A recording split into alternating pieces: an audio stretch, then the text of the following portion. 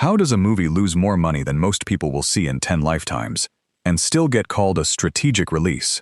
In 2026, theaters looked alive again, but behind the comeback story, some studios were quietly burying disasters.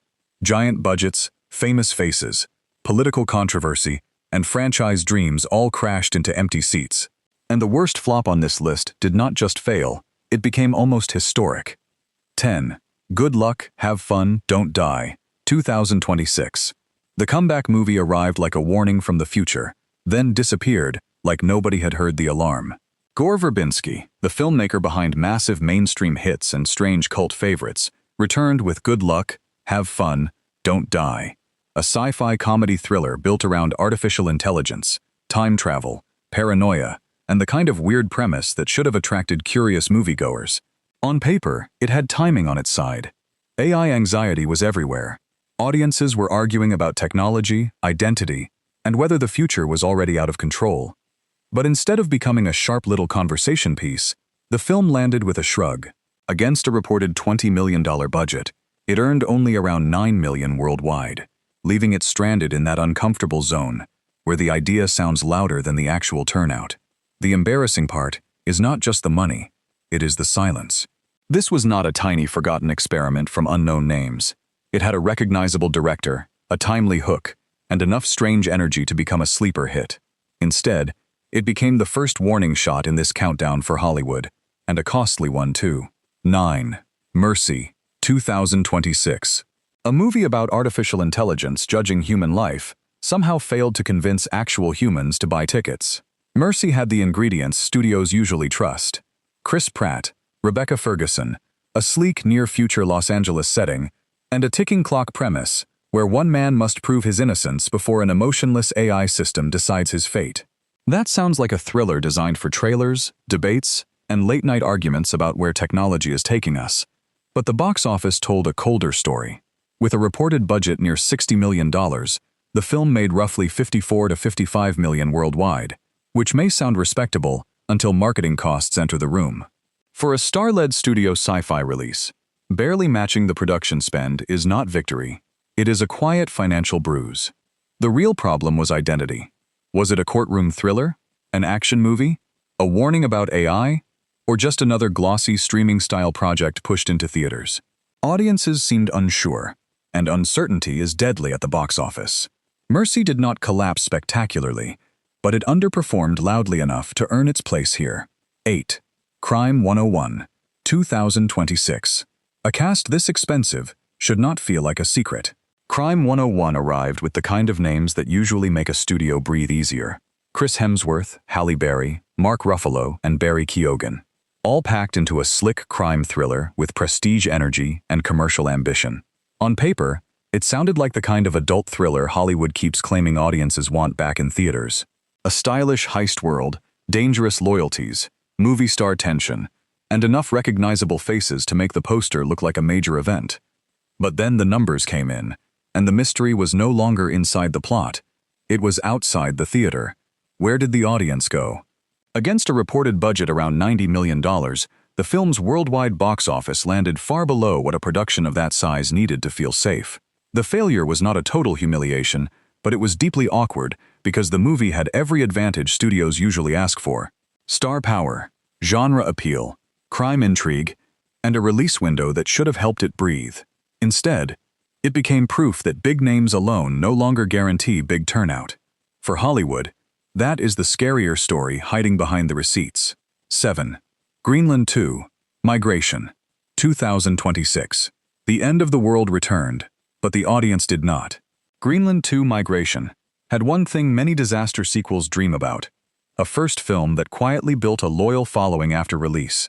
The original became the kind of survival thriller people discovered at home, talked about, and remembered as better than expected. That should have made the sequel feel like unfinished business. Gerard Butler was back, the stakes were bigger, the world was harsher, and the title promised a desperate journey through a broken planet. But theatrical audiences treated it less like an event, and more like a movie they could wait to watch later. With a reported budget around $90 million, and a worldwide box office reportedly around the mid-40s, the math looked dangerous almost immediately. Disaster movies need scale, but scale costs money, and this sequel did not generate the urgency needed to justify that spending. The embarrassing part is that the brand was not unknown. It had a clear audience, a clear hook, and a clear survival angle. But in theaters, bigger did not mean better business. It became a reminder that streaming popularity does not always translate into box office power. 628 years later, The Bone Temple, 2026. Sometimes the scariest thing about a horror sequel is not the monster. It is the balance sheet. 28 years later, The Bone Temple carried the weight of one of modern horror's most respected legacies. The franchise had atmosphere, history, critical goodwill, and a built-in audience that understood the terror of a world infected by rage. With names like Cillian Murphy and Ralph Fiennes connected to the larger conversation around the series, expectations were naturally high. And critically, this was not a disaster in the usual sense. Reviews were strong, audience reactions were respectable, and many viewers seemed to admire its bleak style and brutal world-building. But box office success is not measured in admiration alone. Reported figures placed its worldwide gross around $58 million against a budget close to that same range, which means the film likely needed far more to truly break even after marketing and distribution. That is what makes this entry so interesting. It did not fail because everyone hated it. It failed because love was not loud enough. In a year when horror was producing shocking winners, this sequel should have been a sure thing. Instead, it became a respected underperformer with a painful financial shadow. 5. Mother Mary, 2026. Prestige can get applause, but applause does not always buy tickets. Mother Mary looked like the kind of art house lightning strike that could dominate film conversation for weeks. Anne Hathaway as a troubled pop icon, Michaela Coel as the creative figure from her past, David Lowery behind the camera, and music world credibility from names like FKA Twigs, Jack Antonoff, and Charlie XCX. It had style, mystery, celebrity, and emotional intensity. But the theatrical result was ice cold. Against a reported budget around $20 million, the film earned only a few million worldwide, turning a bold A24 gamble into one of the year's most visible prestige disappointments. The problem was not that the movie lacked identity. In fact, it may have had too much identity for mainstream audiences. A psychosexual pop drama about fame, obsession, regret, and artistic control is not exactly easy Friday night selling. Still, with Hathaway's name and the film's striking concept, the turnout felt painfully small. The embarrassment comes from the contrast. Everything about it sounded important, daring, and glamorous, but the box office response was almost invisible. It may find defenders later, but theatrically, it sang to an empty room. 4. Animal Farm, 2026. A 15-year passion project should not arrive feeling already forgotten. Andy Serkis spent years trying to bring Animal Farm to the screen, adapting one of the most famous political allegories ever written. The source material had history, controversy, classroom recognition, and a story about power that never really stops feeling relevant. Add a starry voice cast, animation, and a recognizable title, and there should have been at least curiosity. Instead, the film opened weakly and faded fast. Reports placed its budget around $35 million, while its box office ended up in the $5 to $6 million range. That is not just underperformance. It is a brutal rejection for something that took so long to build. The deeper issue was expectation.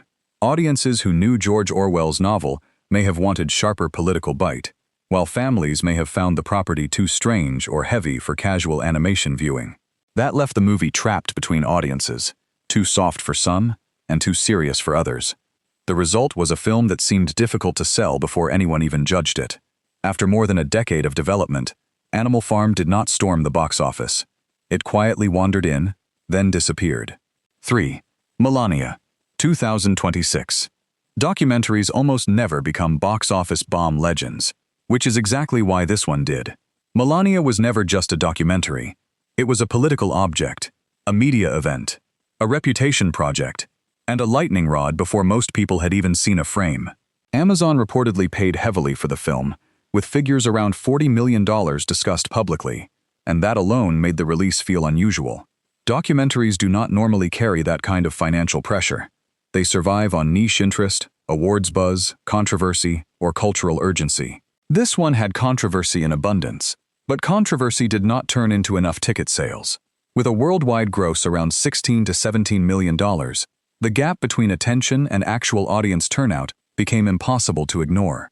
The embarrassment was not only financial, it was symbolic. A film surrounded by politics, power, publicity, and debate still struggled to become a true theatrical event. Even people who talked about it did not necessarily pay to watch it. That is the dangerous illusion Hollywood sometimes forgets. Noise is not the same as demand.